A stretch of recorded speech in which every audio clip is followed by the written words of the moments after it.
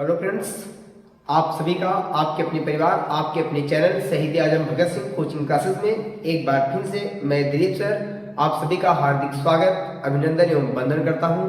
दोस्तों, जैसा कि आप जानते हैं, संविधान की इस कड़ी में हम लोग भाग 1, भाग 2, भाग 3 पढ़ चुके हैं।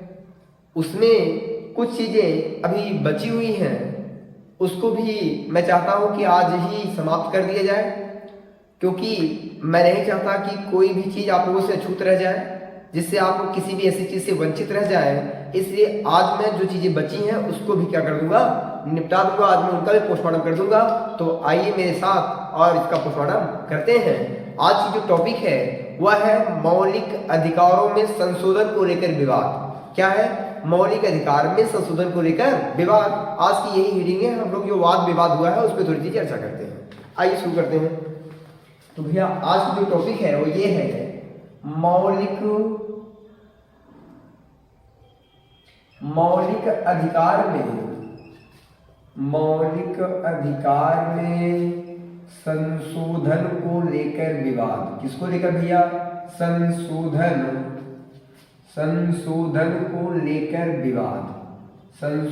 को लेकर विवाद।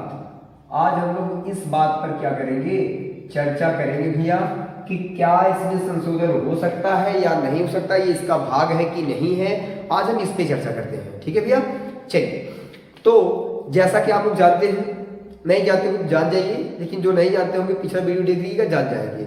आप जानते हैं जो मौलिक अधिकार हैं वो हमको राज्य के विरुद्ध प्राप्त है, अर्थात राज्य भी इसमें कोई हस्तक्षेप नहीं कर सकता। राज्य ही छोड़िए, सुप्रीम कोर्ट, हाई कोर्ट, केंद्र सरकार, राज्य सरकार, कोई भी व्यक्ति हमारे अधिकारों को छीन नहीं सकता। सिर्फ मैंने आपको पिछली वीडियो में बताया था, सिर्फ राष्ट्रपति राष्ट्रीय आपात के दौरान सभी मौलिक अधिकारों को छीन सकता है, उसमें भी 2 अनुच्छेद को छोड़कर, अनुच्छेद 221। ठीक है भैया, तो आइए थोड़ी सी इसमें हम लोग चर्चा करते हैं। जैसा कि मैंने आपको बताया था कि जो मौलिक अधिकार ये दिए गए हैं इनको छीना नहीं जा सकता।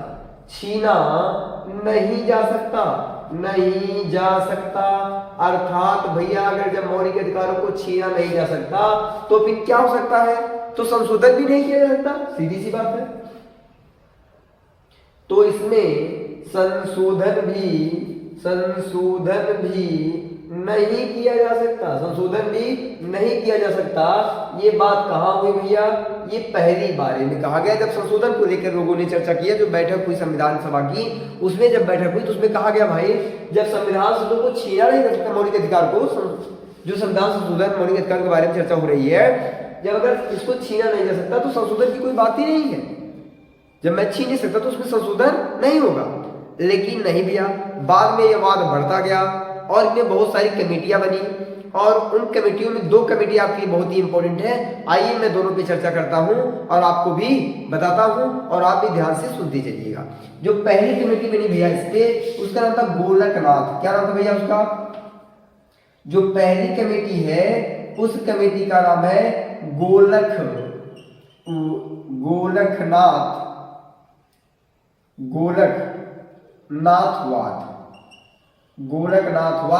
आपसे कभी कोई एग्जाम पूछे थे कब बनी थी तो आप कहेंगे 1967 में बनी थी। कब बनी थी भैया? 1967 में बनी थी गोलकनाथवाद। कौन सा? गोलकनाथवाद। इसमें क्या कहा गया?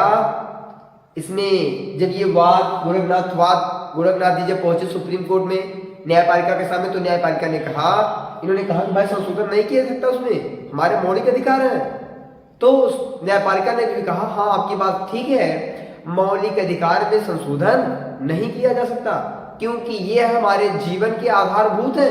जीवन की क्या है? आधारभूत है। भाई अगर ऐसे संशोधन होता रहा, कर कोई भी संशोधन करके हमारे मौलिक अधिकार को छीन लेंगे लोग, तो हमारे जो अधिकार है उसको, जैसे आप जानते हैं पहले मूल संविधान में कुछ 7 मौलिक अधिकार थे, संशोधन करके हटा दिया गया, वर्तमान में कुछ 6 बचे हैं। ऐसे करके 6 को निकाल दिया जाएगा तो हम क्या करेंगे बताइए? हमारे भी तो अधिकार होने चाहिए। हम यदि इस देश के नागरिक हैं तो हमारे भी कुछ अधिकार होने चाहिए कि नहीं? तो इसलिए इसमें इन लोगों ने कहा, गोलकनाथवाद में क्या कहा गया? मौलिक अधिकार मतलब फंडामेंटल राइट्स में, मौलिक अधिकार में संशोधन नहीं किया जा सकता। संशोधन संशोधन नहीं किया जा सकता, नहीं किया जा सकता, नहीं किया जा सकता। और जब इतनी बात इन्होंने कही तो इनसे पूछा कि कारण क्या है, तो इन्होंने कारण बताया क्योंकि जो फंडामेंटल राइट्स हैं, ये जो फंडामेंटल राइट्स हैं ये हमारे जीवन के मौलिक अधिकार, जो फंडामेंटल राइट्स है ये क्या है भैया, ये जीवन के आधारभूत है। जीवन के क्या है, आधार है, ये जीवन के आधारभूत है, अर्थात इसलिए इसमें संशोधन नहीं किया जा सकता। ये कौन कह रहा है भैया, ये गोरखनाथवाद में न्याय पालिका कह रही है। कौन कह रही है, सब बात न्यायपालिका कह रही है कि भैया इसमें संशोधन नहीं किया जा सकता। फिर न्यायपालिका कह रही है क्योंकि ये जीवन के आधारभूत है, आधारभूत क्या ही है, इसमें संशोधन नहीं किया सकता। लेकिन फिर तब तक एक व्यक्ति और आ जाते हैं जिनका नाम आप सुने होंगे, केशवानंद। क्या सुने हैं, केशवानंद। देखिए उनकी देखें तो उनके बारे में उन्होंने क्या कहा, केशवानंद बहुत ही महत्वपूर्ण व्यक्ति है, याद रखिएगा, केशवानंदवाद। केशवानंदवाद ये कब होता भैया, 1973 में होता है केशवानंद। अगर आपसे कभी पूछे भैया तो गोरखनाथवाद कब हुआ, गोरखनाथवाद वर्सेस पंजाब राज्य, और केशवानंद कब हुआ, तो ये किसके वर्सेस हुआ था, ये वर्सेस हुआ था केरल राज्य के। कौन, कैसे केरल, कैसे केशवानंद, एकदम बढ़िया से एग्जाम पूछा था, ट्रिक याद रखिएगा, कैसे हुआ केशवानंद, कैसे हुआ केरल 1973। और गोरखनाथवाद अगर पूछे किसके बराबर हुआ तो आप कहेंगे पंजाब राज्य। कौन से राज्य पूछे तो पंजाब राज्य, और अगर सन पूछे तो 1967, केशवानंद पूछे कौन राज्य तो केरल, और पूछे कब सन तो 1973 में हुआ। इसमें तो न्यायपालिका ने पहली बार कहा कि भैया संशोधन नहीं किया सकता क्योंकि हमारे आधारभूत अधिकार है। लेकिन इस केशवानंदवाद में सुप्रीम कोर्ट ने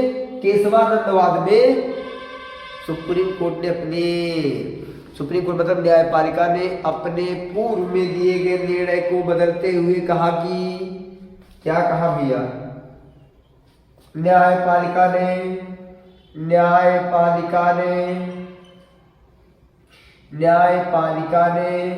अपने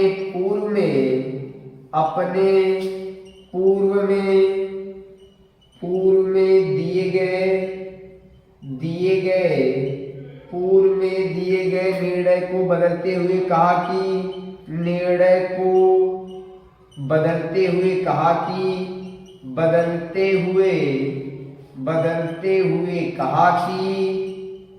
हुए कहा कि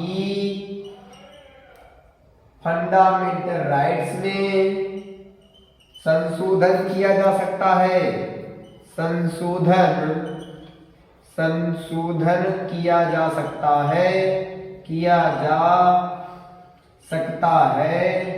किया जा सकता है। कुछ समझा? इसमें क्या कहा, ये जो गोरखनाथ से पंजाब राज था 1967 में, सुप्रीम कोर्ट ने अर्थात न्यायपालिका ने कहा संशोधन नहीं किया सकता क्योंकि हमारे जीवन के आधारभूत है। फिर जब केशवानंद जी गए, कौन गए, केशवानंद जी गए, तो उसमें न्यायपालिका ने अपने पूर्व मतलब ये जो गोरखनाथ में दिया था, पूर्व में दिए गए निर्णय को बदलते हुए कहा कि फंडामेंटल राइट्स में संशोधन किया जा सकता है। लेकिन क्या कहा, लेकिन एक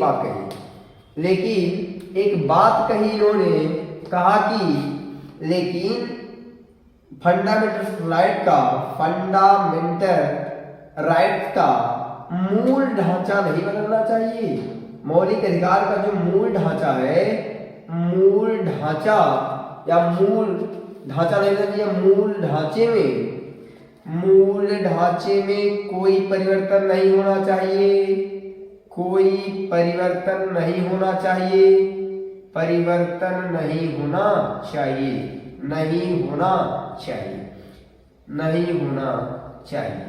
चलिए भैया आप लोग समझ गए हो विधिवत तरह से। मौलिक अधिकार में संशोधन को लेकर विवाद हुआ, क्या इसमें हो सकता नहीं हो सकता, तो सुप्रीम कोर्ट ने पहली बार इसमें कहा नहीं, जब मौलिक अधिकार को छीना ही नहीं जा सकता तो संशोधन करने की कोई बातें नहीं है, अर्थात ना छीना जा सकता है और ना ही इसमें क्या किया जा सकता है, संशोधन किया जा सकता है। तो इसमें बाद में विवाद हुआ तो पहला निकल के आता है गोरखनाथ वर्सेस पंजाब राज 1967। इसने क्या कहा, इसमें कहा गया कि फंडामेंटल राइट में संशोधन नहीं किया सकता क्योंकि ये हमारे क्या है, जीवन के आधारभूत है। फिर जब जाते हैं वर्सेस केरल 1973। इसमें न्यायपालिका ने कहा कि अपने जो पूर्व में दिया गया था केशवानंद ये गोरखनाथवाद में, उसको बदलते हुए कहा कि संशोधन किया जा सकता है, लेकिन उसके मूल ढांचे में कोई परिवर्तन नहीं होना चाहिए। अब मैं आपको एक ट्रिक बताने वाला हूं। क्या बताने जा रहा हूं? ट्रिक दिलो दिमाग और लिवर किडनी जहां जहां भी वाल्व सब में घुसा दीजिएगा, उसको एकदम फिट कर लीजिएगा। ट्रिक ये है, जब कभी भी विवाद हुआ है, चाहे प्रस्तावना को लेकर हुआ है, चाहे नागरिकता को लेकर हुआ है, चाहे मौलिक अधिकार को लेकर हुआ है, चाहे मौलिक कर्तव्य को लेकर हुआ है, जब जब भी कोई विवाद खड़ा हुआ है तो सुप्रीम कोर्ट ने हमेशा हमेशा सभी लोगों के विवाद को क्या कर दिया है? नकार दिया है। लेकिन जब जब केशवानंद सुप्रीम कोर्ट के खिलाफ ये गए हैं, मतलब सुप्रीम कोर्ट में अपनी बातों को लेकर गए हैं, तब सुप्रीम कोर्ट ने हमेशा पॉजिटिव निर्णय दिया है। क्या दिया है? पॉजिटिव निर्णय। अर्थात मैं कहना क्या चाहता हूं? मैं कहना ये चाहता हूं, अगर कभी आपके एग्जाम में पूछे कि प्रस्तावना में संशोधन होगा कि नहीं होगा, ये सुप्रीम कोर्ट ने किस विवाद पे कहा कि संशोधन किया जा सकता है, मूल ढांचे को छोड़कर, वो भी है केशवानंद। नागरिकता में संशोधन होगा कि नहीं होगा, किस वाद में? केशवानंद में हाँ होगा, इसी में।